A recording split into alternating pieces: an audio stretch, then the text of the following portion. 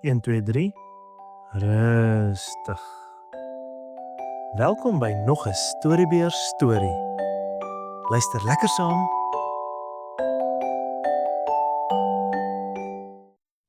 Saggeus ontmoet vir Jesus. Jesus het eendag deur die stad Jerigo gereis. Jerigo was 'n pragtige stad met baie palmbome en baie mense het daar gewoon. Toe die mense hoor dat Jesus na hulle stad toe kom, het hulle baie opgewonde geraak. Almal wou hierdie wonderlike leermeester sien wat soveel wonderwerke gedoen het. In Jerigo het 'n man met die naam Saggeus gewoon. Saggeus was die hooftollenaar, wat beteken dat hy belasting ingesamel het vir die Romeinse regering. Tollenaars was nie baie gewild nie. Mense het hulle nie vertrou nie, want baie tollenaars het meer geld gevat as wat hulle moes en die ekstra geld vir hulle self gehou. Saggeus was 'n ryk man, waarskynlik omdat hy ook meer geld gevat het as wat hy moes. Saggeus het gehoor dat Jesus na Jerigo toe kom en hy was baie nuuskierig om hom te sien. Miskien het hy gehoor hoe Jesus ander tollenaars soos Matteus aanvaar het. Miskien het hy gewonder of Jesus ook vir hom sou aanvaar, al het ander mense hom verwerp. Maar Saggeus het 'n probleem gehad. Hy was baie kort. Toe hy probeer het om Jesus te sien, kon hy nie oor die mense se koppe sien nie. Almal was langer as hy en hulle het in sy pad gestaan. Saggeus wou egter nie moed opgee nie. Hy het 'n plan gemaak. Hy het vooruit gehardloop langs die pad waar Jesus sou verbygaan en hy het in 'n wilde vyeboom geklim. Van daar af sou hy 'n goeie uitsig hê wanneer Jesus verbykom. Kan jy jou voorstel? Hier was 'n ryk, belangrike man wat in 'n boom klim soos 'n klein seentjie. Mense het waarskynlik vir hom gelag, maar Saggeus het nie omgegee nie. Hy wou vir Jesus sien en dit was al wat vir hom belangrik was. Toe Jesus by die boom kom, het hy gestop en opgekyk.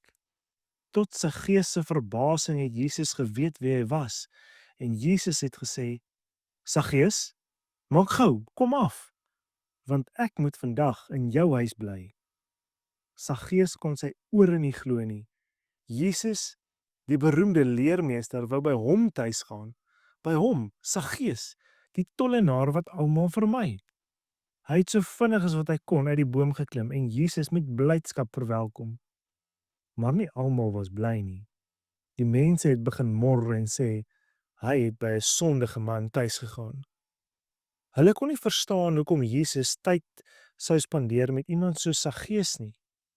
In hulle oë was Saggeus 'n sondaar, 'n verraaier wat saam met die Romeine gewerk het en sy eie mense bedrieg het. Maar iets wonderlik het in Saggeus se hart gebeur toe hy Jesus ontmoet het. Hy het besef dat die manier waarop hy geleef het verkeerd was. Hy het besef dat geld nie so belangrik was as wat hy gedink het nie. En hy het besluit om sy lewe te verander. Saggeus het voor almal gestaan en vir Jesus gesê: "Kyk, Here, die helfte van my goed gee ek vir die armes. En as ek van iemand iets afgepers het, gee ek dit 4-dubbel terug." Dit was 'n baie groot belofte.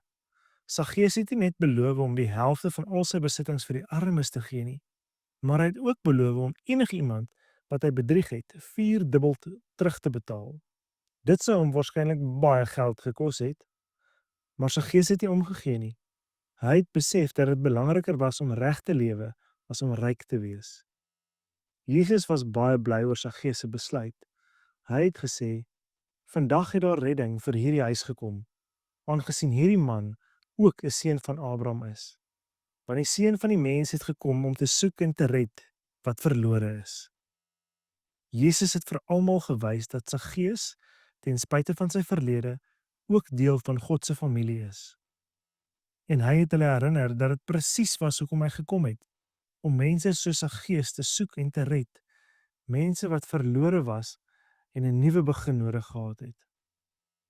Ons weet nie presies wat daarna gebeur het met Saggeus nie, maar ons kan seker wees dat Saggeus se lewe nooit weer dieselfde was nadat hy Jesus ontmoet het nie. Hy het Jesus ontmoet en daardie ontmoeting het alles verander. Hy was nie meer dieselfde gierige tollenaar nie.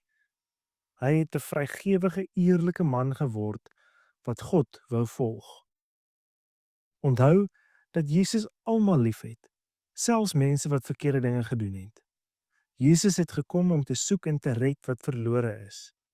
En wanneer ons Jesus ontmoet, kan ons lewens verander, net soos hy sy gees se lewe verander het. Dit is nooit te laat om 'n nuwe begin te maak nie.